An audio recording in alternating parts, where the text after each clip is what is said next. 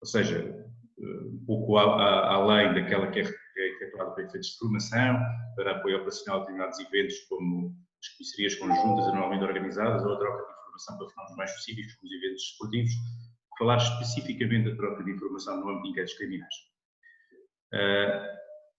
Sendo certo que a cooperação internacional sempre foi vista como um dos mecanismos para permitir a construção deste projeto europeu, até meados da década de 90, as formas de cooperação foram mais ou menos singulares e mais informais. No entanto, a partir de 1992, com a integração da Convenção de Aplicação do Acordo de Schengen no quadro jurídico da União Europeia, passou a haver um caráter mais formal desta cooperação.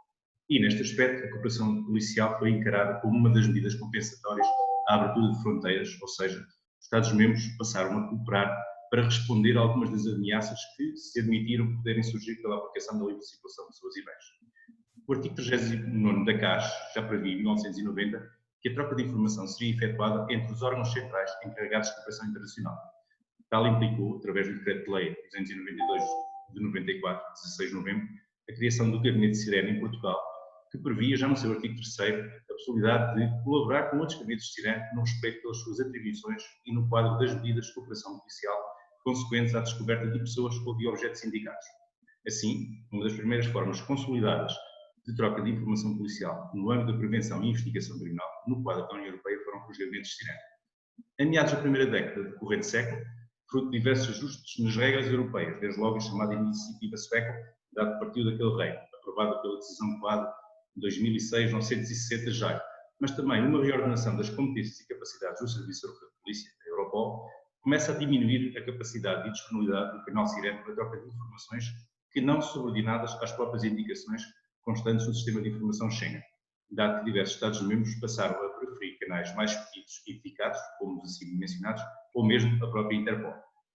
Também nesta fase surge no âmbito da decisão 2008-615-JAI a chamada Decisão Comum, que, tal como Schengen, partiu também de um acordo entre alguns Estados-membros, posteriormente alargada a toda a União. Esta, relativa ao aprofundamento da cooperação transfronteiriça, principalmente no que toca à luta contra o terrorismo e a criminalidade transfronteiriça, prevê diversos mecanismos relevantes para esta matéria, a troca de ficheiros automatizados de análise de dados de ADN, de sistemas automatizados de identificação datiloscópica, bem como de dados de registro de matrícula de viaturas. Importantes, como percebe para a atividade de investigação criminal, apesar de prevista há cerca de 12 anos, apenas recentemente foram na sua plenitude operacionalizados e disponibilizados aos órgãos de polícia criminal portugueses. Salientamos neste ponto os atuais trabalhos orientados pela Comissão na alteração da decisão comum que visa melhorá-la, introduzindo novos itens de informação a transmitir e partilhar, dos quais ressalta o reconhecimento facial, esperando nós que Portugal, sempre garantindo direitos, liberdades e garantias fundamentais, possa de alguma forma adaptar o seu sistema de segurança às potencialidades tecnológicas, uma vez que os criminosos de certo o farão. Ainda decorrente dos ideais Schengen, fruto do acordo entre a República Portuguesa e o Reino de Espanha sobre cooperação transfronteiriça em matéria policial e aduaneira, são criados em 2008 os Centros de Cooperação Policial e Aduaneira, aproveitando e transformando os postos mistos de fronteira implementados entre os dois países há cerca de uma década. Estes visam favorecer o adequado desenvolvimento de cooperação transfronteiriça, bem como prevenir e reprimir os crimes enumerados na própria Convenção de Aplicação do Acordo de Schengen. Como já referi, começaram a ser implementados novos canais de troca de informação com especial apoio para o Gabinete Nacional Interpol e Unidade Nacional Europol, ambas criadas no seio da Polícia Judiciária e por onde hoje passam muitas das necessidades informacionais da investigação criminal portuguesa. Ainda no quadro, quer das obrigações contraídas no domínio do Tratado da União, quer do Acordo de Schengen e da sua Convenção de Aplicação, bem como dos acordos bilaterais celebrados entre o Estado português e outros Estados, foi prevista em 1994 a possibilidade de nomeação de oficiais de ligação para organismos internacionais ou países estrangeiros, em função dos interesses nacionais e dos compromissos assumidos no âmbito da cooperação internacional. É neste rendilhado de estruturas e obrigações, aliada à necessidade europeia de identificação de canais nacionais para o efeito, começa a surgir a premência da criação de pontos únicos de contacto. De facto, entre os instrumentos de apoio recomendados para a adoção pelos Estados-membros na comunicação da Comissão Europeia ao Parlamento Europeu e ao Conselho, denominada Reforçar a Cooperação em Matéria de Aplicação da Lei, datada de dezembro de 2012, a par de recomendações que visam melhorar e racionalizar os canais de cooperação internacional, encontra-se o convite para a criação do chamado Single Point of Contact, SPOC, ou, em português, o ponto único de contacto. Este objetivo foi sendo enaltecido por diversos organismos internacionais, desde logo a quando dos procedimentos de abolição do acervo Schengen, tendo Portugal sido diversas vezes mencionado por ainda não ter dado cumprimento à criação do Single Point of Contact. Efetivamente, no relatório da última avaliação, efetuada em 2017-2018, constam ainda as seguintes recomendações nesta matéria. Instituir de forma efetiva um ponto único de contacto. Promover a utilização das bases de dados da Interpol e incluí-las nos procedimentos normais. E elaborar orientações claras e escritas sobre a escolha de canais de comunicação para a cooperação policial internacional. Utilizar de forma mais generalizada a rede SIENA, que é uma plataforma segura de intercâmbio de informação disponibilizada pela Europol, e integrar esta rede no sistema de fluxo de trabalho público e proceder à sua monitorização 24 horas por dia, 7 dias por semana, coisa que não era feita à data. Facilitar o acesso generalizado do sistema de informações da Europol para efeitos de verificações e inquéritos pertinentes, respeitando simultaneamente os limites da legislação nacional e da União Europeia. Alargar a utilização do carregamento de dados para o sistema de informação Europol a todas as forças policiais e a todos os domínios de criminalidade abrangidos pelo mandato daquela agência.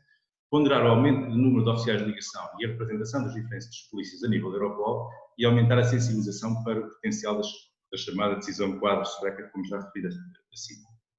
Surge assim a necessidade da criação de um serviço que congregue todos os canais de cooperação internacional já referidos, operacionalizado em Portugal, agora através do Decreto-Lei 49 de 2017, que altera a Lei de Segurança Interna e cria, no âmbito do Sistema de Segurança Interna, dependência do seu Secretário-Geral, o Ponto Único de Contacto para a Cooperação Policial Internacional.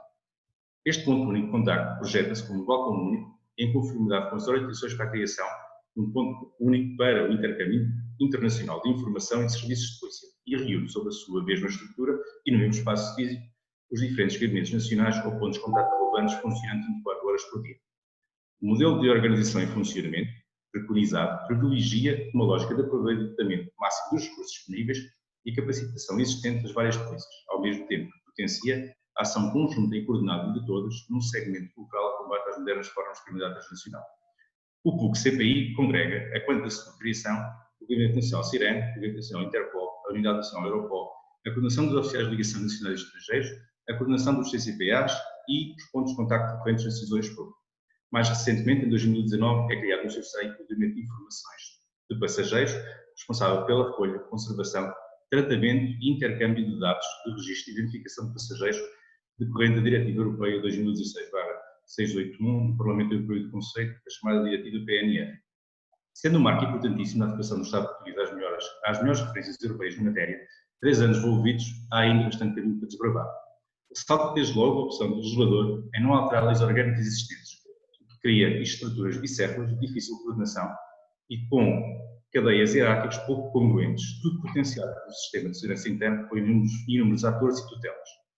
Referir ainda a exclusão de alguns mecanismos deste quadro, desde logo, o National Frontex Point of Contact permanece no seio dos Serviços de Fronteiras, numa altura em que a Frontex é a agência europeia que mais tem visto alargar as suas competências, inclusive em matérias de investigação criminal, fruto da crise migratória que a Europa atravessa. Como paradigma de que nem tudo está resolvido pela criação do PUC, podemos atentar ao relatório de atividade da Europol até 2018, onde é referido que a aplicação Siena, como já referi, uma plataforma de troca de informação segura, e que foi alvo de uma das recomendações da avaliação Schengen, foram iniciados em 2018 cerca de 77 mil casos e trocadas mais de 1.100.000 mensagens. Apesar de, há 4 anos, andarmos a desenvolver esforços para proceder àquilo que se chama o rollout Siena, na prática, que a plataforma e a aplicação chegue às esquadras, a PSP, aos postos de GNR, aos CCPAs, 4 anos envolvidos, tal ainda não foi possível. Ainda de acordo com o mesmo relatório, o Sistema de Informação da Europol dispunha à data de 1.300.000 objetos, tendo sido naquele ano efetuadas mais de 4 milhões de pesquisas. Apesar dos polícias portugueses destacados em missões da Europol na resposta à crise migratória acederem a esta informação no desempenho dessas funções, quando integrados na estrutura de investigação criminal, não tem sido viável. Concluindo, o discurso de exclusividade que ainda perpassa em alguns fóruns tem vindo a diminuir as capacidades dos órgãos de polícia criminal, desde logo o PSP e a GNR, responsáveis por cerca de 85% dos inquéritos julgados no Ministério Público. Questionamos diariamente como se investiga a atividade de redes secretaristas da Baixa de Lisboa em eventos esportivos, religiosos ou festivais de música, oriundas semanalmente de diversos países do leste da Europa, numa lógica de rotatividade que deixaria impressionado o melhor gestor sem acesso direto e não filtrado a estes canais.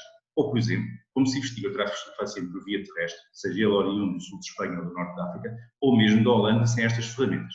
neste aspecto. Sendo certo que a definição de competências em matéria de investigação criminal não as atribui à PSP ou à GNR, basta olhar para os dados ano após ano para se perceber quem efetivamente investiga estes ilícitos. Uma última palavra, para uma realidade já que hoje foi falada, que tem a ver com a interoperabilidade dos sistemas europeus.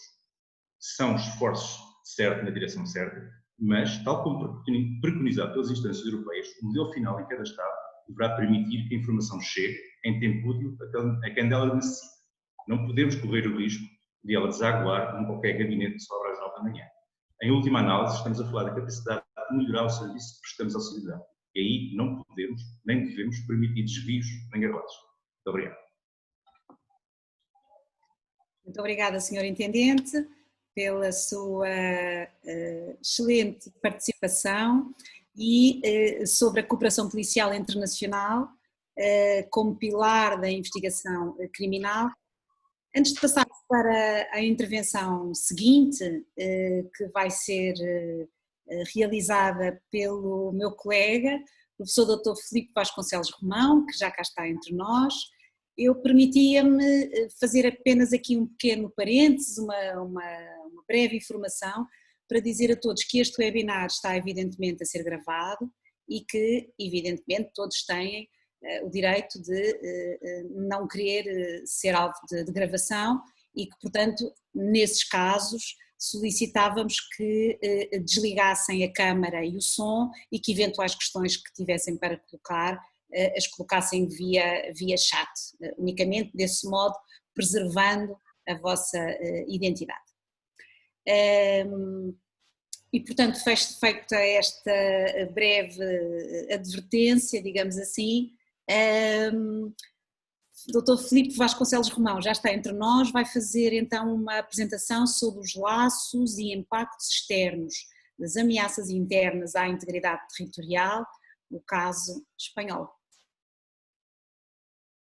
Dá-lhe a palavra. Muito obrigado, professora Luísa Godinho, muito obrigado à direção do ISCTE e também do Observare por terem convidado a partilhar aqui algumas ideias neste seminário e queria também obviamente cumprimentar os meus companheiros de painel, alguns colegas da universidade e também os assistentes que estão aqui em grande número. Bem, em primeiro lugar, a minha comunicação, o que vou aqui tentar, a mensagem que vou e a ideia que vou aqui tentar passar, mais do que com este enquadramento muito rico e transversal que tem surgido até agora, está especificamente ligado a um caso que trabalho já desde o doutoramento, que é o caso espanhol, e a forma como o Estado espanhol e as forças de segurança espanholas foram fundamentais no combate à ETA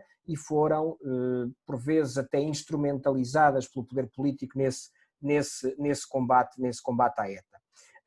E, portanto, eu iria fazer um breve percurso histórico sobre este processo, nomeadamente, sobretudo sobre o papel que a Guarda Civil teve neste processo e depois perceber como é que a cooperação internacional em matéria de segurança foi fundamental para a derrota da ETA e acabou por beneficiar dos ventos globais que se viviam nessa matéria para efetivamente conseguir derrotar uma organização que era já algo anacrónica, porque era de um período e quando é derrotada e quando começa efetivamente a ser derrotada pelo Estado, já é uma organização que não está em linha com aquilo que são as tendências do ponto de vista do terrorismo internacional desse momento. Portanto, em primeiro lugar, percebermos que as forças de segurança em Espanha, nomeadamente Espanha tem forças de segurança quer estatais, municipais também, evidentemente, mas também de determinadas comunidades autónomas, como é o caso do País Basco ou da Catalunha, perceber que as forças de segurança em Espanha estiveram durante as últimas décadas e sobretudo ao longo do século XX muito vinculadas a processos históricos e processos políticos, com uma intervenção ainda mais evidente do que, por exemplo, no caso português, em que felizmente tivemos as forças de segurança, sobretudo a cumprir aquilo que era a missão para a qual estavam desenhadas e a cumprir as ordens do poder político e não sendo obrigadas a tomar partido em momentos dramáticos como ocorreu na história de Espanha. Mas em Espanha, nomeadamente nos anos 30 com a Guerra Civil, a partir do final dos anos 30 com o franquismo, depois com o processo de transição democrática, depois com o terrorismo da ETA e finalmente com o desafio do nacionalismo catalão, desafio esse que não é violento, mas que é um desafio à integridade territorial do Estado, as forças de segurança em Espanha foram chamadas a jogar um papel difícil, um papel mais difícil, porque é um papel vinculado ao regime, vinculado àquilo que se pretende do Estado espanhol e àquilo que fundamentalmente o governo pretende, ou o Estado pretende, que é a sua integridade territorial e a subsistência do regime político. Sendo assim, há uma enorme complexidade quando analisamos, sobretudo, o papel de uma instituição como a Guarda Civil, que, do ponto de vista, e estão aqui pessoas muito mais avalizadas que eu direi que quase que todos são muito mais avalizados do que eu para falar nesta matéria, tem um paralelo com a Guarda Nacional Republicana em Portugal, do ponto de vista institucional, do ponto de vista de ser uma força homóloga da Guarda Nacional Republicana. No entanto, no caso espanhol, esta força, em função dos tais desafios internos que Espanha teve que enfrentar, acabou por assumir um papel muito mais musculado do que é aquele que compete à Guarda Nacional Republicana aqui em Portugal. E a Guarda Civil foi chamada a atuar durante a Guerra Civil, dividiu-se de resto, ao contrário do que se possa pensar, não alinhou com as forças sublevadas do franquismo. A maior parte da Guarda Civil, num primeiro momento, alinhou com o governo legítimo, constitucional, republicano. Houve momentos em que Franco foi aconselhado por setores mais radicais do regime a dissolver essa Guarda Civil e a formar uma espécie de uma entidade paralela às SS, que fosse uma espécie de polícia da Falange, que era o partido único de Franco no início do regime, que garantisse a fidelidade de quem tinha as armas na mão para a segurança interna ao regime, em detrimento de uma força que tinha hesitado no início da Guerra Civil.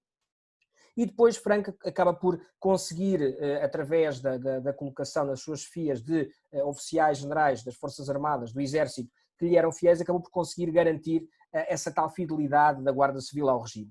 E a partir daí a Guarda Civil passa a desempenhar um papel que é um papel de uma espécie de forças armadas light para controlo de zonas que funciona como GNR em Portugal, mas em determinadas regiões de Espanha, como o País Basco e a Catalunha, acaba por desempenhar ali uma força que, por parte daqueles que se opunham à sua presença, era tida, nomeadamente pelos nacionalistas catalães e bascos, como uma força de ocupação por parte do regime franquista. Portanto, do ponto de vista político, aquele regime que tinha estes problemas internos sobre a sua identidade nacional e integridade territorial, respondeu dessa forma e respondeu com uma certa instrumentalização da Guarda Civil, que acabava por ser um símbolo da nacionalidade espanhola naqueles espaços que tinham e que contavam com nacionalismos periféricos particularmente vincados e com vontade de desarticular o Estado espanhol.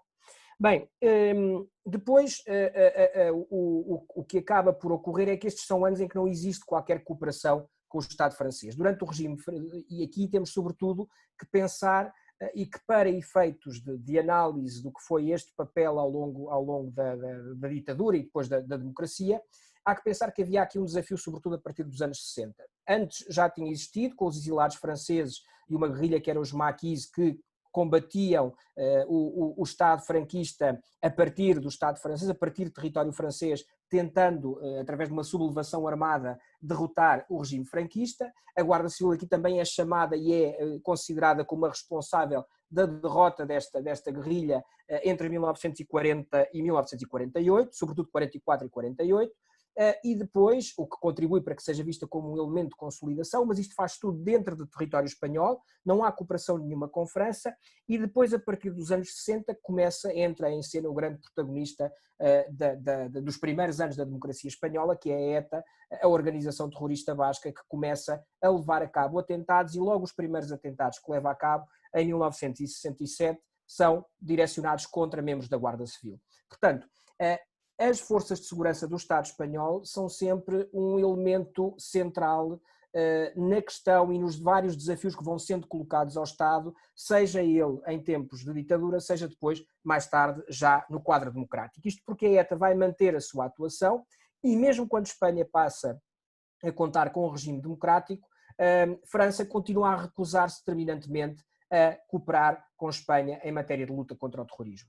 Isto se quisermos ser cínicos, é evidente que aqui havia um intuito dos diferentes governos franceses de não internacionalizar a luta da ETA. Sabia-se que a ETA tinha uma aspiração de ter uma parte do território francês integrada numa parte do território espanhol para formar um Estado basco, mas obviamente o centro da atuação da ETA era no País Basco e os franceses preferiam atuar e olhar e assobiar para o lado. Portanto, isto na prática fez com que a zona de fronteira do País Basco espanhol com o País Basco francês se transformasse durante os anos 70 e durante os anos 80 num autêntico santuário, não havendo qualquer comunicação entre as forças de segurança espanhola e as forças de segurança francesas, para lá de questões meramente protocolares e vinculadas a questões de criminalidade, digamos, não vinculada a questões políticas. Isto porque França continuava, em paralelo, a acolher membros da ETA com o estatuto de refugiado, alegando do ponto de vista formal que a República Francesa tinha uma tradição de acolhimento que não poderia pôr de lado. Portanto, em termos práticos, durante muitos anos, não houve qualquer cooperação entre as duas partes, até que, a partir dos anos 80, consegue-se que os franceses comecem, pelo menos, a extraditar membros da ETA para países terceiros, com o objetivo de os distanciar do país basco espanhol. Em paralelo, do ponto de vista interno, a Guarda Civil tem um processo de democratização ou de adaptação às instituições democráticas que também é complicado, como de resto acontece com outras instituições do Estado espanhol. Não podemos esquecer que o Estado espanhol não tem um processo de ruptura como o português, com o 25 de Abril, tem um processo de transição e há um conjunto de instituições, entre as quais a Brigada da Polícia Política, a Brigada Político-Social, que são integradas, por exemplo, no Corpo Nacional de Polícia, ao contrário do que acontece em Portugal, em que a PIDE-DGS é extinta por ordem do novo poder político. Sendo assim, a Guarda Civil vive um momento de transição, em que inclusivamente colaboram membros da Guarda Civil com a chamada luta armada contra o terrorismo ou com o terrorismo de Estado dos grupos antiterroristas de libertação dos GAL, que são programados e projetados a partir do governo de Felipe González, mas depois, finalmente, a partir dos anos 80, começa a surgir essa cooperação. E ao começar a surgir este modelo de cooperação, primeiro com extradição para países terceiros, e depois, a partir dos anos 90, quando a realidade da ETA a atuação da ETA se torna completamente anacrónica e já não é compreendida por ninguém, em primeiro lugar, porque Espanha demonstra estar no caminho de uma democratização plena e de uma estabilização do sistema, em segundo lugar, porque os apoios internacionais da ETA deixam de existir e o mundo bipolar que enquadrava o pensamento e a narrativa da ETA também deixa de existir com o final da Guerra Fria. A partir do momento em que se caminha para aí, vai havendo uma maior abertura de França em relação ao Estado espanhol. E este é um aspecto que é muito importante, porque há uma coincidência entre essa cooperação que começa a existir e o número de detenções, evidentemente em território francês, facilitam-se ainda mesmo antes, por exemplo, do Tratado de Lisboa, já ao abrigo, evidentemente, do Tratado de Maastricht e da política externa de segurança comum e, sobretudo, da cooperação, justiça e assuntos internos, começam a flexibilizar-se e a facilitar-se os mecanismos de extradição e os mecanismos de cumprimento de penas e de entrega de detidos do Estado francês ao Estado espanhol. E depois há um momento que é, evidentemente, que se desdobra em dois, que é o 11 de setembro de 2001, que obriga as organizações terroristas do denominado, que alguns denominam como velho terrorismo, vão ficar também elas mais acossadas em função da luta contra o denominado novo terrorismo, mecanismos de cooperação que se acentuam, e em 2002, com a chegada de Nicolas Sarkozy, a ministra do Interior francês, assume-se uma política de mão dura em relação ao terrorismo e em relação também, evidentemente por extensão, à atuação do terrorismo da ETA. E a partir daqui é quando nós começamos a assistir a uma queda da capacidade operacional da ETA, um aumento do número de detenções e uma queda sucessiva de comandos que até aí estava vedada ao Estado espanhol, porque a ETA sabia, inclusivamente, por exemplo, que na estação de Bayonne, na fronteira com Espanha, era aí que a ETA fazia, por exemplo, a cobrança do imposto revolucionário. Há de resto imagens gravadas dos anos 80 e do início dos anos 90, com empresários bascos a ser coagidos e a ir fazer o pagamento a território francês do chamado imposto, do denominado imposto revolucionário. Portanto, a partir daí, tudo isto muda. Na dimensão interna, por outro lado, estas forças passam a ter que partilhar, ou a Guarda Civil e o Corpo Nacional de Polícia, mas sobretudo a Guarda Civil no País Basco, passa a ter que partilhar as suas competências com a Ertzaintza, que é a Polícia Autonómica Basca, que é fundada em 1992. E uma parte das competências da luta contra o terrorismo, ou aliás, as competências da luta contra o terrorismo, passam a ser partilhadas entre forças autonómicas e a Guarda Civil, o que vai permitir um atenuar e uma diminuição do contingente de guardas civis no território basco, o que ao mesmo tempo, apesar de haver alguns membros da Ertzaintza que são assassinados pela ETA, permite um atenuar da tal tensão e da tal narrativa e da tal clivagem que existe também do ponto de vista dialético e do ponto de vista narrativo, com a presença de membros da Guarda Civil neste território, que de resto foi uma das corporações que foi mais vítima e que foi vítima de forma mais expressiva do terrorismo e dos homicídios cometidos pela ETA. Finalmente, para terminar esta abordagem muito rápida, pensarmos nesta questão em ligação com a questão mais recente do nacionalismo e da cooperação em matéria de combate também a outro tipo de ameaças à integridade territorial que não o terrorismo. Na questão da ETA, e tendo em conta que o modus operandi da ETA e do nacionalismo radical basco nesses tempos eram claramente monopolizada pelo combate e pela denominada luta armada, ou seja, por incidentes, por ataques terroristas. No caso do nacionalismo catalão, esta questão da criminalidade, dos crimes de sangue e da criminalidade violenta não se coloca. Portanto, a partir do momento, sobretudo já depois do final da ETA, não há uma transferência dessa cooperação e apesar das autoridades espanholas constantemente pedirem às autoridades de outros países europeus, como se viu recentemente com os processos com o processo penal contra os responsáveis do referendo de 1 de outubro de 2017 na Catalunha, ou da tentativa de referendo, ou do referendo ilegal, como lhe queiram chamar, o resto dos Estados europeus e inclusivamente França não reagiram, como é óbvio, com a mesma abertura do que reagiram em relação à luta contra o terrorismo. Porque há aqui uma unanimidade, como é evidente, muito maior, uma unanimidade e um apoio das opiniões públicas a este tipo de cooperação e uma censura muito maior em relação aos atentados terroristas do que em relação a outro tipo de assaltos à integridade territorial de um Estado, que muitas vezes são olhados com uma certa ironia pelas autoridades dos outros países, porque, como sabemos, quando há dois vizinhos de grande dimensão, o debilitar interno de um deles pode não ser necessariamente mau, desde que com isso não haja violência explícita. Portanto, sendo assim, não há uma extrapolação e não há uma continuidade na cooperação em matéria de luta contra o terrorismo para a cooperação em matéria de outros ataques e de outros ataques e de outros assaltos à integridade territorial do Estado, sobretudo quando estes não tenham violência como um modus operandi. E finalmente, para concluir, referir que evidentemente que há exceções e França e Espanha continuam a cooperar, como de resto a generalidade dos países europeus, na prevenção da criminalidade e de ações violentas por parte de grupos extremistas.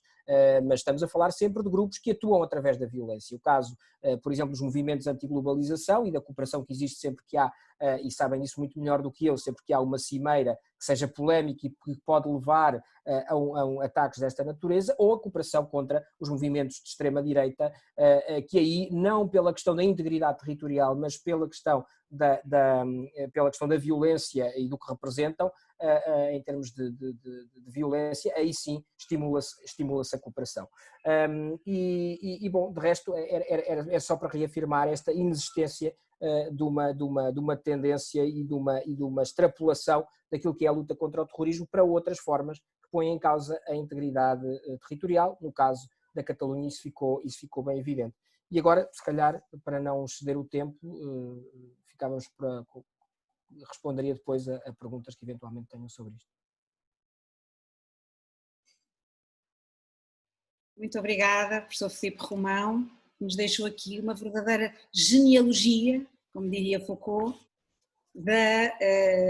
das ameaças à integridade territorial, através do caso espanhol, E passaremos então à próxima intervenção, que vai ser a do professor Dr. Filipe Manuel Pátio Duarte, e que se intitula Ameaças híbridas, a superação da dicotomia segurança interna-externa.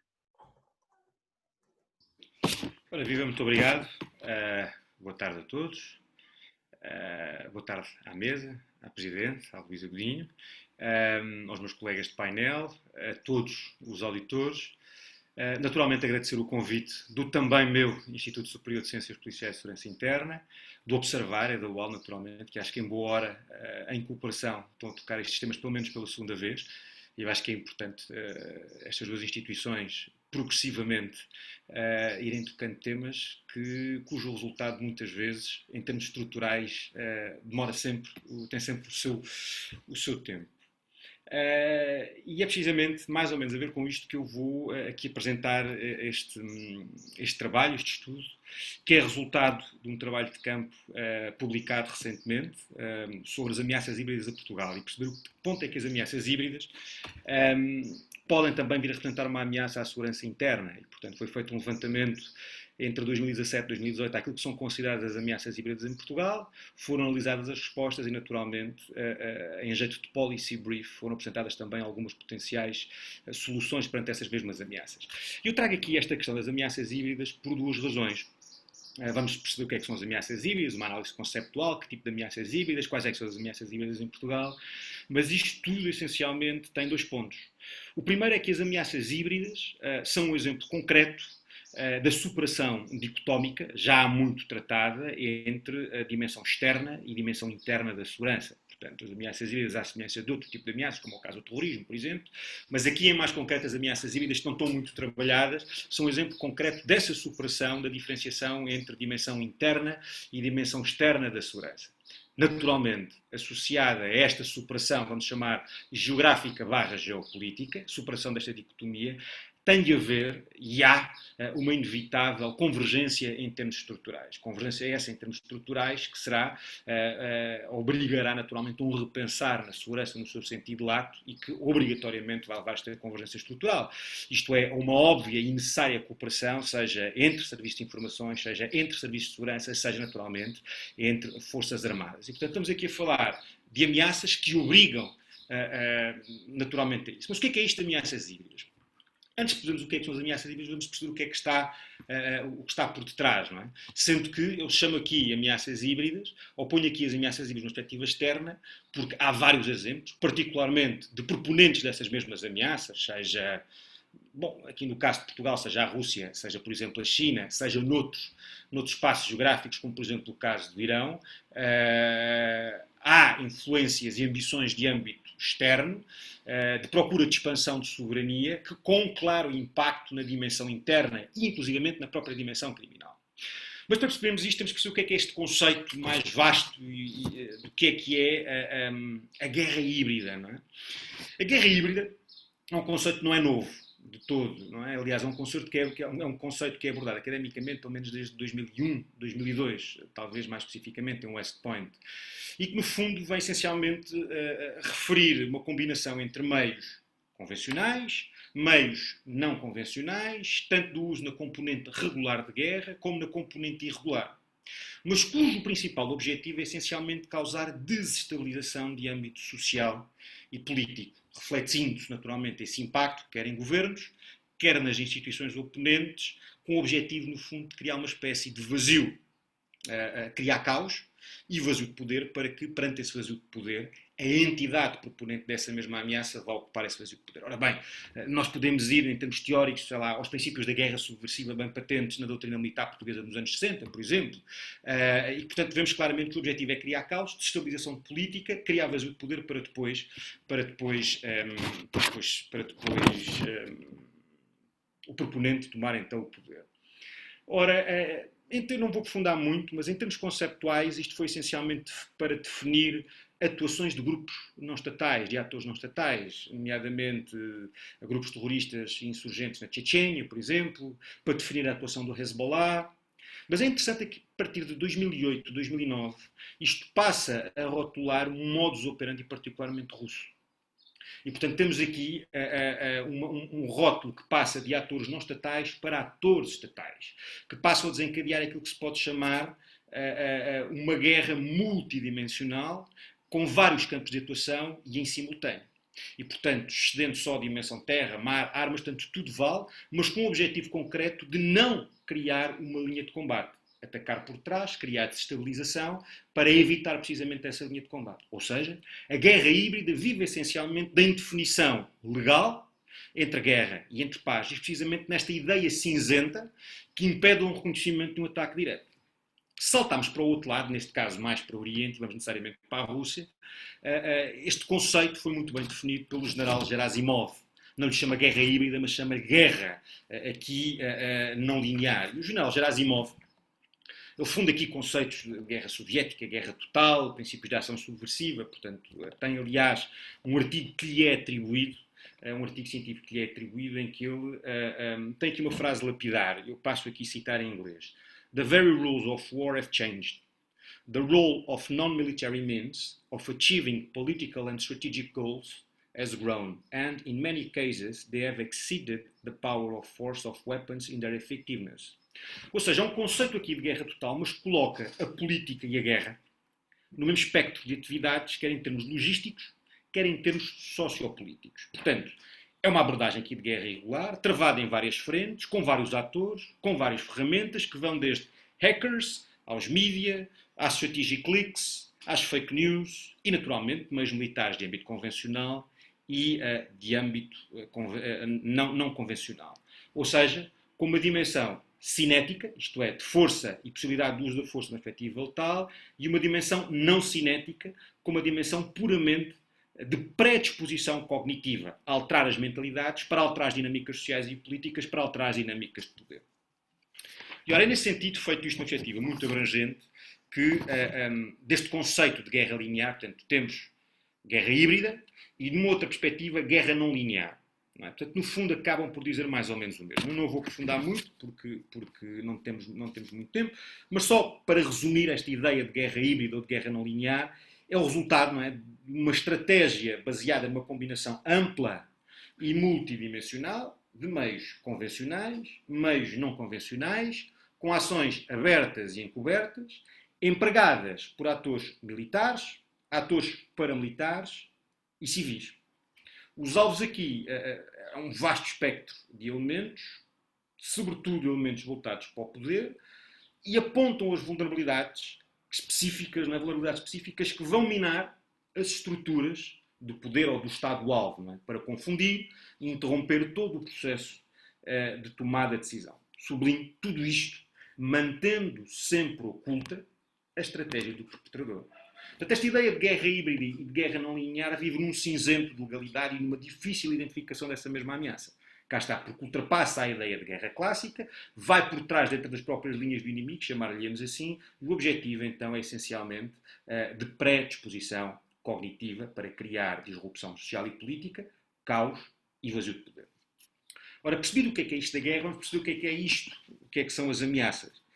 E, naturalmente, as ameaças são danos resultantes de uma estratégia híbrida levada a cabo, não é? Portanto, por um ator estatal ou por um ator não estatal. Mas as ameaças híbridas,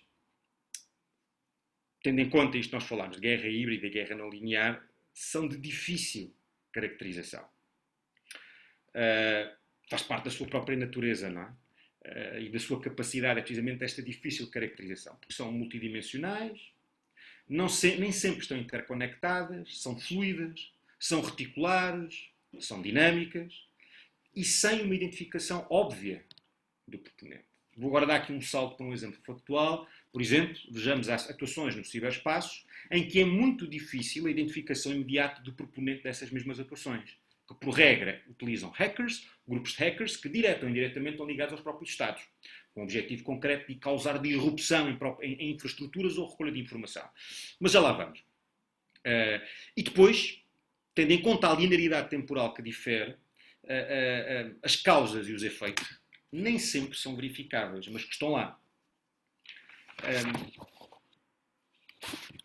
Se as ameaças clássicas, não é, vamos chamar assim, são identificadas, etc., estas não, são muito diluídas e são usadas para confundir as tais linhas de guerra e de paz, criar dúvidas na mente dos alvos.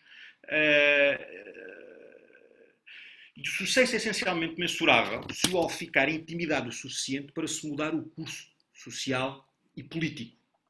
E, portanto, sublinho, o objetivo de uma ameaça híbrida é essencialmente é explorar a predisposição cognitiva. E há várias formas de o fazer.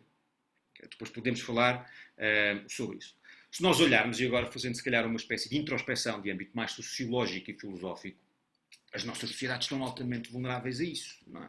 Basta, por exemplo, ler o Ulrich Beck, a teoria da sociedade do risco, e nós percebemos que, ao nos tornarmos igualmente mais reflexivos, não é? Estamos cada vez mais dependentes de um conjunto de estruturas. E essas estruturas são muitas vezes assentes em confianças, em confiança, em realidades que vêm fragmentadas, e, portanto, são relativamente fáceis de corromper ou de causar disrupção. Portanto, percebemos que esta realidade em que nós hoje vivemos é uma realidade altamente vulnerável para estas mesmas ameaças híbridas. E agora vamos perceber o que é que são estas ameaças híbridas com dados concretos. E nós podemos dividir as ameaças híbridas em duas perspectivas. As cinéticas, as tais que têm uma dimensão física imediata com consideração do uso da força de uma forma letal, ou ameaças não cinéticas. Dentro das cinéticas há várias, mas temos aqui talvez as três mais evidentes, que são os chamados conflitos por procuração, ou os proxy wars. Não vale a pena definir o que é uma proxy war, toda a gente sabe, foram muito comuns durante a Guerra Fria, etc. Acontecem neste momento a miúdo, seja em África, Norte da África, veja-se o caso da Líbia, Médio Oriente, no Iémen, na Síria, no Iraque, e portanto há um vasto espectro em que as proxy wars são, Ucrânia naturalmente, são um campo de atuação. Temos os chamados conflitos não declarados, que são conflitos não declarados, veja-se por exemplo o caso da Ucrânia e da Rússia, não é? Com os famosos Little Green Men, forças militares russas não identificadas, mas portanto ligados às forças especiais, às Spetsnaz russas, e não identificadas e estão neste momento na zona leste da Ucrânia, ou então, por exemplo, o caso de grupos paramilitares. Muitos desses grupos paramilitares algumas vezes estão ligados a movimentos com ideologias se calhar mais fraturantes, ou inclusive de organizações criminais. Veja-se o caso, por exemplo, do regimento de Azov na Ucrânia, que embora lute contra os russos, partilha uma perspectiva identitária de extrema-direita com o objetivo concreto de disseminar por toda a Europa, o regimento de Azov. Aliás, em Portugal temos a famosa Misanthropic Division, que supostamente tem ligações a esse regimento de Azov. É um exemplo concreto de uma ação de ameaça híbrida. Interessante, este fim de semana, no domingo, no Jornal Público, há uma reportagem muito interessante em que fala do impacto desse regimento de Azov, que já foi um batalhão, hoje é um regimento, e corre o risco de ser uma divisão, e o impacto que tem em várias partes da Europa, nomeadamente em Portugal. Isto é um exemplo apenas de ações cinéticas. Não nos vamos perder muito por aí. Exemplos de ações não cinéticas, ou seja, em que não se prevê o uso da força. E aqui temos vários, porque é muito difícil definir isto. E temos coisas tão abrangentes como as chamadas Narrative-Led Operations, ou seja, estamos a falar essencialmente de comunicação estratégica, em que o ciberespaço ganha um papel crucial. Estamos a falar essencialmente de propaganda, desinformação e contra-informação. Estamos a falar ainda nestas Narrative-Led Operations na fuga estratégica de informações, as chamadas leaks, que por muito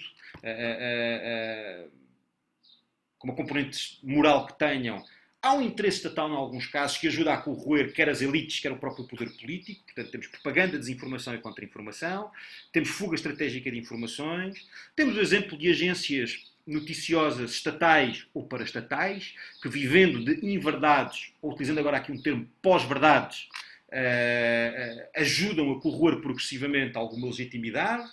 E depois, em paralelo a estas Narrative-Led Operations, temos, por exemplo, o financiamento de movimentos políticos, de grupos ou de think tanks, por exemplo. Vejam que isto é tudo no âmbito da legalidade. Não é? Temos o exemplo de pressão económica, não é? Através de momentos de crise económico-financeira, determinados Estados alavancam financeiramente esses próprios Estados, tomando leverage dentro desses próprios Estados, que ajudem à propagação da sua própria soberania ou, em caso de disputa internacional, que se ponham do seu próprio lado. A China é um exemplo concreto disso através da sua propagação de soft power, mas aqui estamos a falar também do campo da diplomacia económica, mas que ao mesmo tempo também pode ser uma ameaça híbrida, não é? E temos aqui o caso dos ciberataques, não é? E ciberataques aqui a dois níveis. Por um lado, ou causar disrupção nos sistemas, ou utilizar esses próprios sistemas para a recolha de informação. Estamos a falar aqui no campo da chamada ciberespionagem.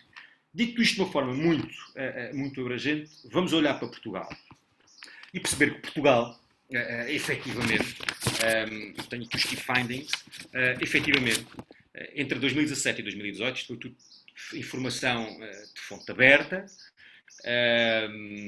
datada, naturalmente, Portugal é claramente alvo de ameaças híbridas, não muito diferente dos seus parceiros europeus e dos seus parceiros NATO. Portugal é alvo. Naturalmente, se nós fizermos esta divisão entre cinéticas e não cinéticas, Portugal, naturalmente, não tem esta dimensão cinética, como, por exemplo, terá outros nossos parceiros NATO ou outros nossos parceiros europeus. Mas, portanto, o que nós temos é alvo dessas mesmas ameaças, mas somos essencialmente alvo diluídos na nossa dimensão geopolítica, onde nos inserimos. E, portanto, temos essas ameaças híbridas essencialmente no âmbito do ciberespaço, ou seja, no campo das chamadas narrative-led operations. Tem havido algumas ocorrências, nomeadamente no âmbito das fake news, seja no campo da fuga estratégica de informação ou, eventualmente, no âmbito de uma espécie de discurso de ódio, aqui essencialmente vocacionado para o âmbito identitário. Estamos a falar essencialmente de online, cujo impacto offline ainda é relativamente diluído em Portugal, mas a médio e longo prazo é provável que possa vir a ter aqui algum efeito. Nomeadamente se pensarmos em grupos paramilitares, em movimentos de âmbito mais extremista e depois, aqui de âmbito offline, também a disrupção causada por esses ciberataques. Portanto, os ciberataques provenientes de grupos estrangeiros por obtenção de informação e dados aumentaram significativamente nos últimos anos. E este contexto tem-nos tornado vulneráveis em termos de infraestruturas críticas, governamentais e privadas, naturalmente. Detalhando um pouco mais, eu sei que não tenho muito mais tempo. Como? O tempo já foi ultrapassado. Já foi ultrapassado. Então, eu vou concluir. De facto, Portugal é alvo. Qual é que é o papel? Vou fechar como concluir, porque eu gostava de dar aqui alguns exemplos factuais dessas mesmas vulnerabilidades e dessas mesmas ameaças. Mas se nós somos particularmente às tais narrative-led operations, é fundamental forças e serviços de segurança cooperarem em permanência, quer com forças armadas, quer com serviços de informações, quer com parceiros congêneres, próximos e aliados de Portugal, uma ideia de acompanhamento, monitorização e, de certa forma, também policiamento, por exemplo, de redes sociais, que eu acho que é importante que nós tenhamos um pouco isso. O Centro Nacional de Cibersegurança é um exemplo desse sucesso, dessa tal cooperação, dessa tal convergência estrutural. Acho que seria interessante a PSP ter uma presença mais forte no Centro Nacional de Cibersegurança, que consegue convergir muito bem quer a sociedade civil, quer privados. Posso dar isto como estudo de caso, quer privados, quer naturalmente militares, e neste caso quer a GNR e também as informações. A PSP penso que poderia ter aqui um leverage maior no âmbito do acompanhamento das redes sociais. E porquê? Não necessariamente por uma capacidade no âmbito cyber, mas essencialmente perceber que há uma dimensão estratégica, de comando e de intelligence que as próprias redes sociais têm para depois haver um impacto em termos offline. Veja-se no caso específico da PSP a possibilidade do mass gathering, por exemplo, escrutinar e acompanhar fóruns de movimentos mais à extrema-esquerda, mais à extrema-direita, por exemplo, acompanhar quer deep e dark web através de fórmulas específicas, que naturalmente aqui não descabe aqui analisar, mas acompanhar essencialmente uma perspectiva prévia, fazer trabalho de intelligence para depois perceber o impacto que isso tem em termos offline. Resumindo, as ameaças híbridas são de difícil definição, vivem num cinzentismo e numa margem entre a legalidade e a ilegalidade, são ameaças essencialmente externas porque têm um proponente de âmbito externo, muitas vezes identificado como o próprio Estado, mas com consequências muito evidentes em termos internos e essencialmente também em termos criminais. E, portanto, aqui é um exemplo concreto desta tal convergência estrutural das ameaças híbridas. Espero ter sido suficientemente claro. Estou disposto para, depois, na sessão de perguntas e respostas, esclarecer mais detalhes. Muito obrigado. Muito obrigada, Filipe Pate Duarte. Bom, eu citei Foucault há pouco, no fim da intervenção do Filipe Vasconcelos Romão, mas acho que o autor estava mais direcionado para o fim desta intervenção, não era? Tal o papel da narrativa e, enfim, todas estas dimensões que não são as dimensões tradicionalmente associadas ao estudo da guerra. Para terminar, mas evidentemente last but not the least, o nosso Sr. General Luís Valença Pinto, professor catedrático convidado na Universidade Autónoma e que é também, neste momento, o coordenador de uma das linhas de investigação do Observare, nomeadamente da linha Estudos de Segurança, da Paz e da Guerra. O Sr. General vai aqui apresentar-nos uma comunicação sobre cooperação entre Forças Armadas e Forças e Serviços de Segurança, um imperativo. Sr. General, por favor.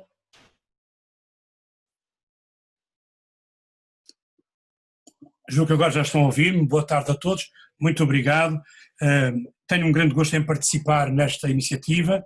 Saúdo as duas entidades co-organizadoras, embora seja um bocado não propriamente muito correto saudar a minha própria entidade, neste caso a UAL, mas pronto, saúdo ambas. Saúdo naturalmente a senhora moderadora do painel, minha colega professora Luísa Godinho, os meus companheiros de painel e naturalmente também a audiência.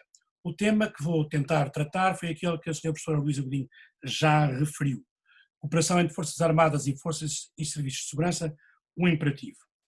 E gostaria de vos recordar aquilo que provavelmente sabem com certeza, que este é um tema que em Portugal tem suscitado muita controvérsia. E eu começo por fazer uma espécie de declaração de interesses.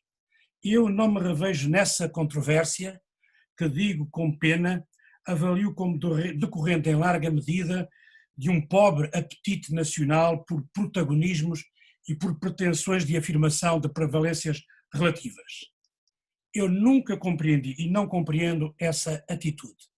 As Forças Armadas e as Forças e Serviços de Segurança são instituições nacionais que têm o serviço a Portugal e aos portugueses como sua razão de ser e, portanto, como um valor profundamente inscrito no seu código genético. Mas, enfim, já todos vimos serem ensaiadas a esse propósito verdadeiras barricadas constitucionais, legais e conceptuais, sempre alheias ao essencial da realidade e, por essa via, sempre frágeis. Já vimos bizarras e insólitas construções pseudo-filosóficas sobre a superior virtude de uns em relação aos outros e de outros em relação a uns. Algo totalmente ilegítimo, mas é algo a que um pobre espírito de uns traz serviço ou um alegado espírito de corpo frequentemente não se eximem. Não subscrevo, mas antes disso não entendo e frequentemente não aceito essas perspectivas. Por isso a minha opção para esta breve intervenção é convidar a que nos centremos na dimensão do imperativo. Recordo sempre a posição, essa sim, em meu entender, verdadeiramente patriótica e de serviço e amor à causa pública, de um dirigente político nacional de há uma década que afirmava com clareza que nesta matéria o que há que fazer é explorar o zénite constitucional. É esse o imperativo. Se alguma coisa mudou nas circunstâncias e nas vivências dos últimos 10 anos, foi no sentido de tornar esse imperativo ainda mais exigente. Imperativo em relação a quê? Em relação às necessidades de bom serviço à comunidade nacional e também em relação às expectativas legítimas e naturais dos portugueses. E ainda imperativo pela razão muito pragmática e muito objetiva de ser no conjunto das Forças Armadas e das Forças e Serviços de Segurança e não separadamente em cada uma dessas organizações que residem as capacidades indispensáveis e úteis para as respostas que se mostram obrigatórias. Quero ainda fazer a ressalva, de resto já várias vezes aqui hoje repetida, que por muitas e bem conhecidas razões, que não importa aqui escalpelizar, os velhos rótulos de segurança externa e segurança interna e a separação que anteriormente definiam estão hoje longe de serem inequivocamente evidentes.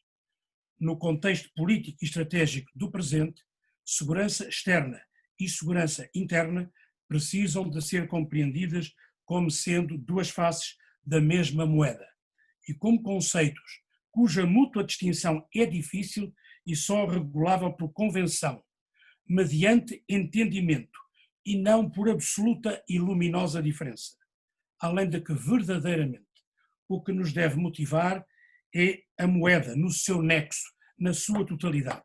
Ou seja, o que nos deve motivar é a segurança nacional.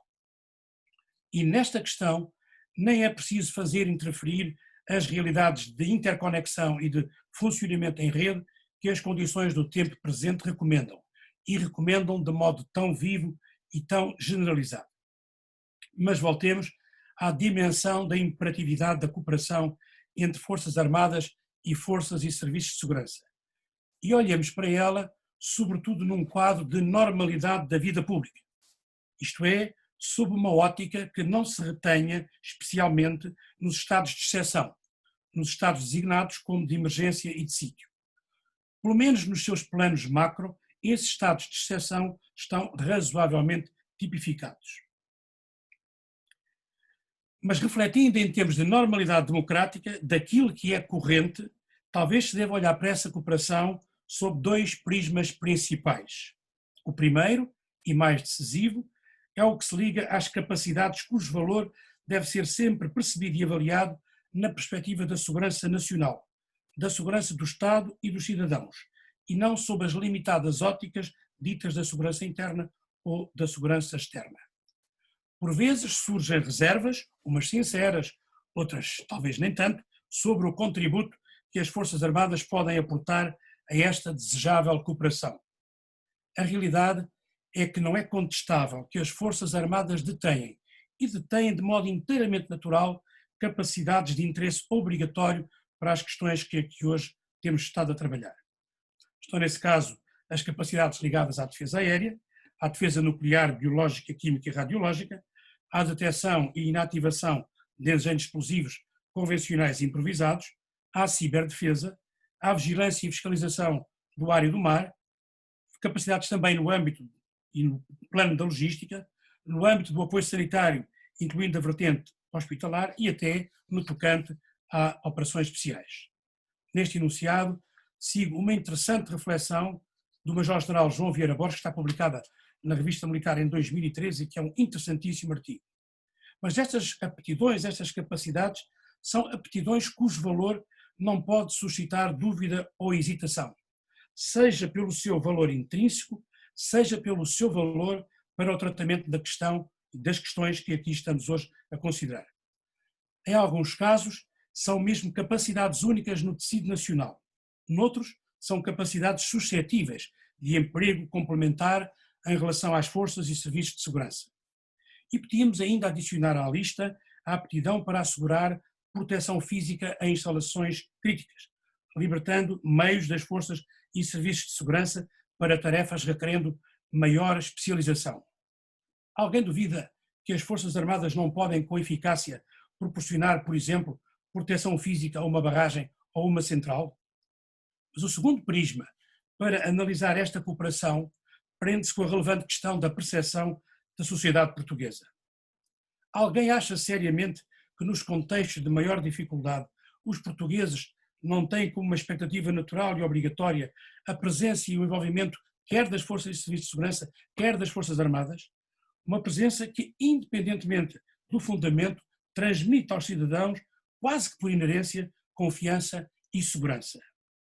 E é bom que não se ignore que vai um mundo de distância entre acrisoladas visões corporativas e as perspectivas e os sentimentos dos cidadãos. Quem é que saberia explicar que num quadro de grande exigência e de correspondente escassez de meios, uns ou outros, ainda que aptos e prontos, ficassem de fora por artificialismos legais datados de há mais de 4 décadas, de quando o mundo e Portugal eram diferentes. Por tudo isto, esta cooperação é imperativa e deve ser procurada sempre ambicionando explorar virtuosamente, insisto, explorar virtuosamente o zénite constitucional. Naturalmente que a excepcionalidade deve ser a regra desta cooperação. A excepcionalidade deve ser a regra. Excepcionalidade ativa. Mas uma excepcionalidade percebida, se me permitem quase que o oxímoro, uma excepcionalidade percebida como natural. E uma cooperação cujo normativo deve assentar, assim eu creio, em 5 princípios. O princípio da necessidade pública, o princípio da partilha de objetivos comuns, o princípio da vantagem material, o princípio da convergência de esforços e o princípio da preservação das diferentes e próprias cadeias de comando e das adequadas margens de autonomia. E tutelando todos estes princípios, a norma do saudável bom senso. Bom senso que, aliás, e com maior ou menor dificuldade, tem sempre acabado por se afirmar perante situações concretas que tem sido necessário encarar. São disso exemplos o Euro 2004, a visita do Papa Bento XVI em 2010, a Cimeira da NATO em 2010 e a visita do Papa Francisco em 2017. Está muito bem, assim o penso, que se procure desenvolver um quadro lato, flexível e de todo não muito detalhado para orientar esta cooperação, retirando-lhe um traço inteiramente casuístico e ad hoc. Um quadro que, sobretudo, identifique aspectos e medidas práticas e também regras principais de empenhamento. Insisto, regras principais de empenhamento. Um quadro que tenha em linha o tipo de princípios que anteriormente enunciei e que possa mesmo ir mais longe, porventura procurando criar por antecipação mecanismos que, na medida do razoável, assegurem por via genética a interoperabilidade de sistemas e de equipamentos, nomeadamente os ligados às tecnologias de informações e de comunicações. E um quadro que seja gerador de exercícios periódicos e mesmo de algumas ações de formação comuns. O exemplo da formação superior de primeiro e segundo ciclos dos oficiais da Guarda Nacional Republicana na Academia Militar e no Instituto Universitário Militar é uma eloquente evidência de como é viável construir especificidade atendendo ao mesmo tempo a cenários superiores e mais vastos de interesse nacional e de potencial articulação operacional. É um exemplo extremo que não precisa de se constituir em regra. Permitam que eu repita. É um exemplo extremo que não precisa de se constituir em regra, mas precisamente por ser extremo, evidencia bem até onde é que se pode ir nesta cooperação. Mas não posso deixar de incluir uma menção que acho relevante. É que nenhuma proposta de saudável normalização desta cooperação permite margens de ilusória criatividade teórica, geradora de conceitos que podem proporcionar sedutores soundbites, mas que ninguém sabe verdadeiramente explicar. Esses conceitos não originam orientação, antes são mistificadores e, como tal, são perigosos. Os conceitos que se devem aplicar a esta cooperação precisam de ser conceitos comuns. Não podem ser singularmente exportados de nenhum dos lados para o outro. Precisam de dispor em ambos os lados de idêntica tradução e de idêntica compreensão. O que está em causa, o que a todos deve mobilizar, a uns e a outros, a todos nós, não se compadece com mistificações. Reconheçamos o valor da cooperação entre as Forças Armadas e as Forças e Serviços de Segurança e o seu imperativo nacional. E empenhemos nisso realismo, sentido prático e um desejo genuíno de construtivamente explorar o zénite constitucional. Muito obrigado pela vossa atenção. Muito obrigada a nós, Sr. General, sempre um gosto ouvi-lo. Chegados aqui, são 17h39, daremos, portanto, por encerrada esta primeira parte do nosso webinar. Eu não tenho neste momento inscrições no nosso chat, mas eu tive aqui um problema de rede e fui desconectada, tive que me religar. E quando me religuei tinha o chat em branco, mas em todo caso, na minha anterior ligação não tinha ainda nenhuma questão por chat. Não sei se entretanto surgiu alguma, eu não tenho aqui nada, não sei se me conseguem auxiliar nisto. Viva Luísa, eu acho que há aqui uma questão que... É que não me está a aparecer no meu chat, nada. Às 5h27, do Alex Neves. Obrigada então, Filipe. Passo da bola, não é assim que se diz no futebol? Eu não vejo futebol, mas bom. Eu sou mau jogador de futebol, mas pronto. E o Alex Neves pergunta qual a relação entre as perspectivas de guerra não linear, guerras híbridas ou novíssimas guerras, com a atuação de atores não estatais criminosos e violentos transnacionais, a exemplo da Organização Criminosa Brasileira, o Primeiro Comando da Capital, que atua na América do Sul com fortes indícios de governança cooperativa, e outras organizações criminosas na África e Europa, e além disso a governança cooperativa multinível em matéria de segurança da UE e em Portugal tem respondido claramente a esses fenómenos. Vamos começar pelo fim. Não.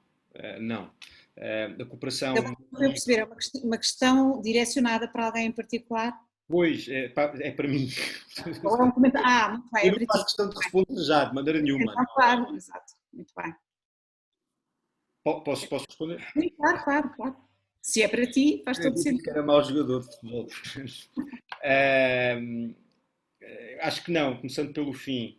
A governação multinível em matéria de segurança Europa-Portugal não está a debelar com grande eficácia esta questão das ameaças híbridas. Aliás, há um centro, que é o Centro de Excelência e Ameaças Híbridas, está sediado na Finlândia, sob a anuência da União Europeia e da NATO, ao qual Portugal só há muito pouco tempo é que passou a integrar, mas as ameaças híbridas não estão a ser reconhecidas diretamente como ameaças, nomeadamente, por exemplo, se formos às tais Narrative-Led Operations, que, em alguns casos, particularmente no âmbito europeu, no âmbito, por exemplo, da Comissão Europeia, estão essencialmente perspectivadas no âmbito da estratégia de comunicação e não necessariamente como sendo uma ameaças diretas à segurança. Naturalmente, as respostas são diferentes.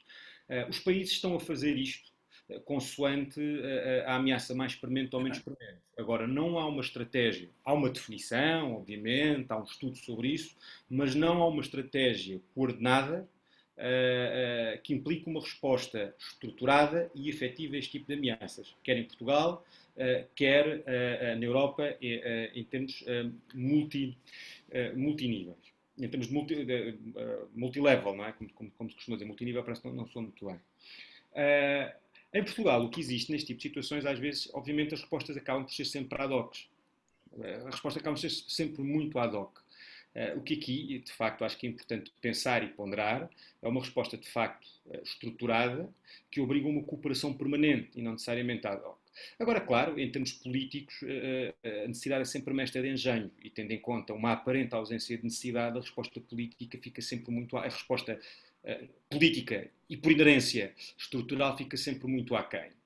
Relativamente à criminalidade organizada brasileira, eu acho que é um bom exemplo desta ameaça híbrida. Podemos chamar como novíssimas guerras, podemos ir aos conceitos de Mary Calder, enfim, mas posso reconhecer isto como sendo uma ameaça híbrida. Desde logo também por viverem nesta tal peculiaridade entre a guerra e a paz e por, em muitos casos, cooperarem, por exemplo, diretamente com alguns Estados ou com alguns atores não estatais que têm ligações diretas aos poderes estatais. Veja-se o caso, por exemplo, do Hezbollah e uma aparente ligação entre o PCC e o Hezbollah, segundo se especula. Mas sim, eu reconheço nestas grandes organizações de criminalidade organizada, que muitas vezes cooperam direta e indiretamente com os Estados, uma fórmula específica de ameaça híbrida, sem dúvida. Tem atuações de ameaças híbridas, sem dúvida. Portanto, espero ter correspondido à sua questão. Parece, pelo menos, não sei se há alguma questão antes desta, esta é a primeira que se me surgiu aqui no meu chat, que é também para o Filipe Pate Duarte, o The Movement, movimento transnacional de extrema-direita, liderado por Steve Bannon, pode ser considerado um fator de ameaça híbrida para Portugal? Se eu disser que sim, poderei eventualmente pôr em causa princípios de liberdades, direitos e garantias, não é? E liberdade de expressão. Mas há movimentos de extrema-direita que são considerados, ou que podem ser considerados como forma de ameaça híbrida. Portanto, é importante centrarmos aqui a definição. Uma ameaça híbrida vive da incapacidade de definição e de identificação imediata. Naturalmente, nós olhamos para o Steve Bannon e não vemos propriamente Steve Bannon como sendo o al-Baghdadi ou o Osama Bin Laden, como é óbvio. Agora, eu posso reconhecer este tipo de movimentos como sendo uma forma de ameaça híbrida, sem dúvida, porque o principal objetivo aqui tem a ver com a tal predisposição cognitiva, tem a ver com a alteração de âmbito social e político e tem a ver, naturalmente, com a necessidade de alteração das dinâmicas de poder.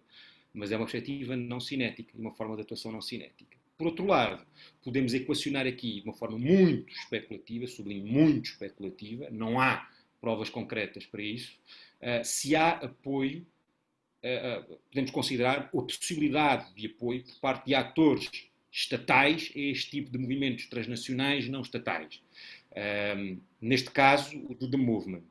De qualquer das maneiras, há provas factuais de ligações diretas, por exemplo, entre Moscovo, apoio financeiro de Moscovo e de movimentos ligados à extrema-direita. Quer dizer, há provas e podemos aqui detalhar aqui alguns exemplos. E tudo isto é, de certa forma, favorecido um pouco por alguma perspectiva obscura, sim, podemos dizer obscura, relativamente ao financiamento de partidos políticos em termos europeus e em termos até nacionais. Não é? Portanto, se formos para os Estados Unidos, não há, a lei é clara, não há possibilidade de haver financiamento internacional a movimentos políticos internos. Na Europa essa lei não existe e, portanto, a situação é muito vaga e, portanto, não é possível atores estatais, extra-europeus, utilizarem esse tipo de movimentos como sendo uma forma de atuação subversiva, não é? E que, através dessa ação subversiva, se tirem mais-valias para o interesse soberano desses próprios países. Portanto, volto-lhe a dizer, isto é uma situação de muito difícil definição e, portanto, sublinho, caminhamos aqui muito no foro especulativo. E é precisamente isso que dá força a estas ameaças híbridas. Não vamos ver em Steve Bannon ou Osama Bin Laden, mas que podem estar no campo das ameaças híbridas, pode. Muito obrigada. Sobretudo quando depois, em sequência desses próprios movimentos, alguns deles estão ligados a associações de criminalidade organizada ou de pequena criminalidade, não é? E, portanto, aí há muitos casos particularmente associados à extrema-direita. Bem, muito obrigada. Não sei se há mais questões extras, chat, que não tenham sido colocadas por escrito, mas evidentemente podem ser agora colocadas verbalmente e diretamente às pessoas aqui em presença. Não sei se no chat anterior, que eu não tenho aqui, se identificam mais alguma questão ou comentário. Não? Então, chegados aqui, se calhar vou dar então por encerrado este segundo painel, não sem antes agradecer evidentemente ao professor Luís Tomé o convite para eu própria estar aqui hoje e evidentemente também não sem antes anunciar a comunicação do magnífico reitor da Universidade Autónoma, professor Dr. José Amado da Silva, que a partir das 18 horas aqui estará connosco. Luísa, já está, o Sr. Reitor já está aqui connosco, portanto... já está connosco. Se não houver mais questões ou comentários, podemos já partir para a intervenção do Sr. Reitor para encerrar. Ora, justamente, então vamos diretamente. Muito bem, obrigada. Eu não estava a ver aqui no meu ecrã. Muito bem. Sr. Reitor. a palavra e a imagem, podemos dizer aqui, não é? São suas.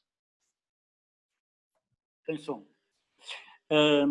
Eu até fui pôr uma gravata e um casaco, que é para isto ser institucional. Até porque tive um doutoramento esta manhã e também achei que, como estávamos livres da labita, também fomos pôr casaco e gravata para dar um certo ar de menos seriedade ao doutoramento e, portanto, isto é uma situação que eu também cheguei... Não faço ideia como é que eu assisti a isto. Porque eu já estive aí também feito de começa de espião. Havia um J. Silva, um JS, que era eu. Porque eu tive que mudar de uma casa para outra e pelo caminho vinha vindo. Quando não conduzo, e portanto vi as escadas a fazer, enquanto mudei consegui mudar tudo, e portanto devo ter ouvido 2 horas das 3, assim, sincopadas. Até porque fui interrompido várias vezes por questões da universidade, porque eu ficava ao telefone e eu tinha que ir atender, portanto largava só os escutadores para conseguir ouvir. Mas foi com muito gosto que assisti, com muito gosto que estou aqui a encerrar esta sessão, começando por agradecer a todos e particularmente começando por salientar a coorganização, que já faz sendo tradicional, do ISCSPI da Polícia de Segurança Pública, com o Observar, numa área que, como sabem a todos, é muito cara à Universidade Autónoma de Lisboa, que é a área da segurança e da política da paz de guerra e das relações internacionais abertas. Eu ouvi muitas coisas e aprendi muitas coisas, gosto sempre de aprender, e portanto não vou pôr-me a discutir aquilo que eu vi. Gostava de dar um outro ponto, mas não o faço.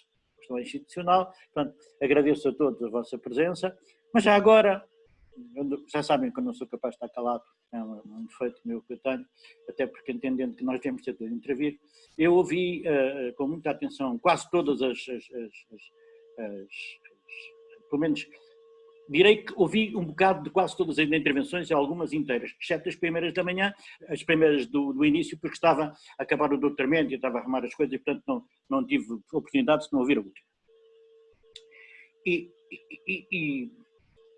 Eu tenho vivido os últimos tempos, temos nós, e estamos aqui à prova disso, não estamos juntos, estamos separados, pelos novos desafios que são postos. E embora eu tenha entendido e aprendi muito, volto a dizer que as intervenções foram muito coerentes, muito estruturadas relativamente ao problema da ligação interna-externa, desde o terrorismo até a guerra híbrida, até afinal, como dizia o chefe-geral, Valença Pinto, vamos lá deixar de fazer essa distinção tão clara entre interna e externa, que foi a primeira coisa que eu fiz quando vi o título do colóquio, não é? Porque nós estamos noutra guerra. E eu acho que ele me vai obrigar a fazer algumas observações. Para já, porque a nova ordem internacional, eu gostava de vos mostrar qual é o título do último do Economist, da página. Chama-se The New World Disorder. O título é The New World Disorder. E eu tenho acompanhado isto diariamente no Financial Times, no New York Times e no Economist, que também estou, como assim, todos, internet, todos os dias recebo, e estou muito preocupado com aquilo que o Covid tem feito e que nós provavelmente estamos... Houve uma nota muito clara que foi o Sr. Comissário Elias, chamou a atenção para os efeitos do Covid, para o recentramento nacionalista, e vejam o que se passou nas relações entre Portugal e a Espanha, ultimamente por causa das fronteiras. Porque há uma nova ameaça. Agora há uns terroristas novos, não são conhecidos, para além do ciberespaço, para além desse e dos outros, há um terrorista novo. E o terrorista é a pessoa aqui atrás, não é o Covid. Malta olha para o lado e diz, olha este, se calhar está infectado, não o quero cá. E como é que estas coisas vão ser processadas, quanto tempo durarão e qual o efeito que elas vão ter nas relações? Porque reparem bem, a segurança interna, como disse o Sr. Comissário, está a ser posta quase toda olhando para nós para dentro, isso não temos nada a ver com o outro. Cerra fronteiras, não é aqui mais ninguém, como se fosse possível serrar fronteiras. É como serrar fronteiras no campo do ambiente. O CO2 desloca-se, não tem problema nenhum, o ar não tem fronteiras. E, portanto, nós estamos num problema que eu não sei classificar, mas gostava que nos colocássemos colocássemos no centro das nossas preocupações, o Filipe falou da guerra híbrida. Eu tinha falado da guerra, das influências bilaterais e multilaterais que vêm daí e que resultam de cada um estar a resolver o problema à sua maneira. E mais do que nunca estou inteiramente de acordo que a cooperação internacional é fundamental neste momento, sob pena de não fazer a cooperação internacional e a cooperação internacional. Internacional e intranacional. Porque se a cooperação internacional não funcionar bem, eu desconfio que a internacional também não funciona bem. E por isso, qual é o efeito que este novo, pequeno e ainda por cima muito desconhecido organismo tem, vai tendo. E talvez fosse bom tentarmos antecipar alguns efeitos sobre isso. Agarrarmos, eu do ponto de vista económico estou a tentar fazê-lo. Qual é o efeito da concentração do poder, da concentração das grandes cadeias de produção, que foram cortadas por este facto? Voltam ao mesmo, não voltam ao mesmo? Nós temos a mania de dizer nada será como de antes. Este é um slogan completamente disparatado do meu ponto de vista. Muitas coisas serão como de antes, outras não serão. Aquilo que nós temos que tentar fazer é que as que eram boas se mantenham e que venham as melhores, porque nós corremos o risco, se não pensarmos, ficamos com as piores, levamos com as piores também em cima. Portanto, isto é um fenómeno que não pode ser alienado, creio eu, mesmo do ponto de vista do estudo das relações internacionais.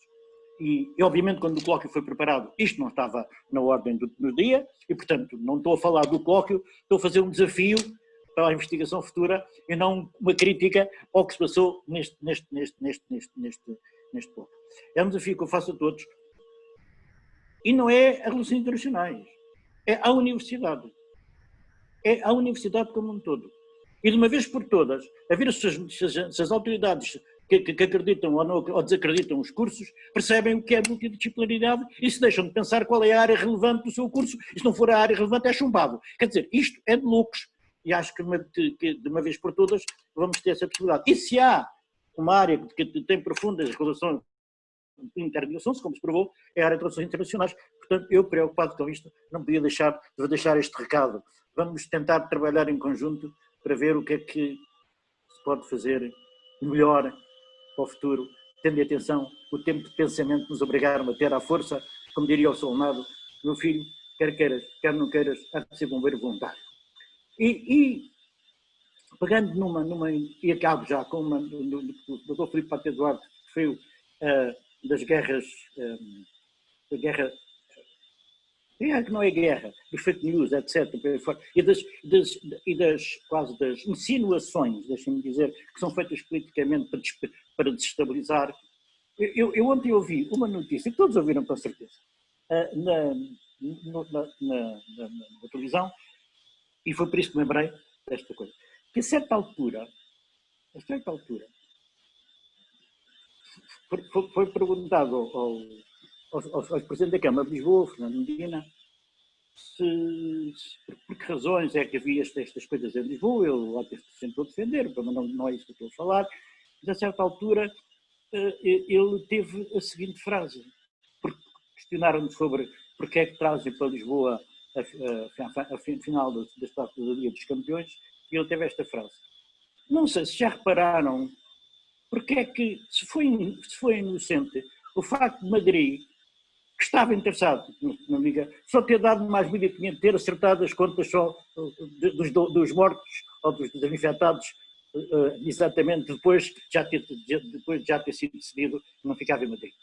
Isto são insinuações que são um exemplo já da suspeição que envolve, não sei se perceberam o grave que isto é. Uma afirmação pública do Presidente da Câmara de Lisboa sobre Madrid. Quer dizer, isto é tudo doido ou sou eu? E vejam como isto está a ser inquinado.